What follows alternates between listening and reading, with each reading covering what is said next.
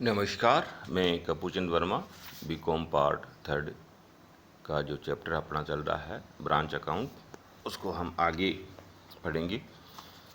तीसरी विधि है अंतिम लेखा विधि, फाइनल अकाउंट मेथड, या शाखा व्यक्तिगत खाता विधि, ब्रांच पर्सनल अकाउंट मेथड। इस विधि में शाखा के लाभ हानि की गणना शाखा व्यापार एवं लाभ हानि खाता बनाकर ज्ञात किया जाता है। यह खाता स्मरणार्थ खाता, मेमोरेंडम अकाउंट ही होता है। व्यापार एवं लाभ हानि खाता बनाते समय यह ध्यान में रखना होगा कि शाखा के पास प्रारंभिक एवं अंतिम स्टॉक, शाखा को भेजा गया माल एवं शाखा द्वारा लौटाया गया माल हमेशा लागत मूल्य पर ही दिखाया जाता है। अतः यदि उपरोक्त मदें बीजक मूल्य पर दी गई हों तो पहले हमें क्या करना पड़ेगा, इनको लागत मूल्य पर लाना पड़ेगा। इस विधि में शाखा खाता व्यक्तिगत खाता की तरह बनाया जाता है। शाखा खाता का शेष शाखा से प्राप्य राशि शाखा को दे बताएगा। शाखा खाता का जो प्रारूप है वो हमारा इस प्रकार से क्या कि होगा।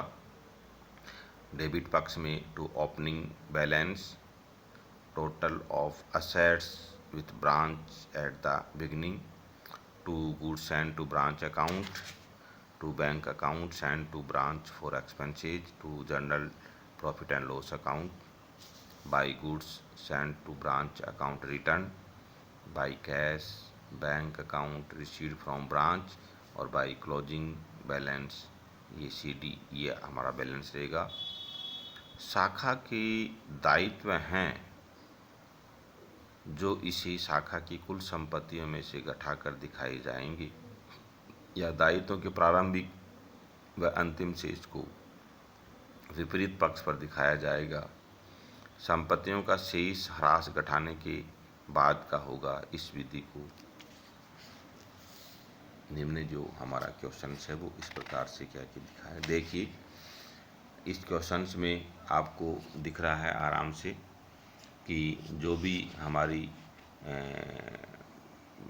माल से संबंधित जो ट्रांजैक्शंस हैं वो इनवॉइस प्राइस पर हैं। शाखा को माल लागत में 20% जोड़कर भेजा जाता है। अतः हम पहले इनको कॉस्ट पर के लेंगे। जैसे हमारा branch trading and profit and loss account बना गया है तो ओपनिंग स्टॉक अकाउंट जो 25,000 रुपये बीजक मूल्य है, इसको हमने कॉस्ट पर क्या कि लिया है। इसी प्रकार से to goods and to branch account को 16,800 रुपये जो दिखाया गया है वो हमारा बीजक मूल्य था और इसको कॉस्ट पर क्या कि लाया गया। इसी प्रकार से टू ग्रॉस प्रॉफिट क्या कि आ गया। इसी प्रकार से बाई साइड तो ऐसा ये विधि है। वैसे एग्ज़ाम के हिसाब से बहुत कम क्वेश्चंस क्या है कि इसमें आते हैं, लेकिन फिर भी हमारे को क्या है कि ध्यान में रखना है कि हर विधि क्या है कि हमें आनी चाहिए।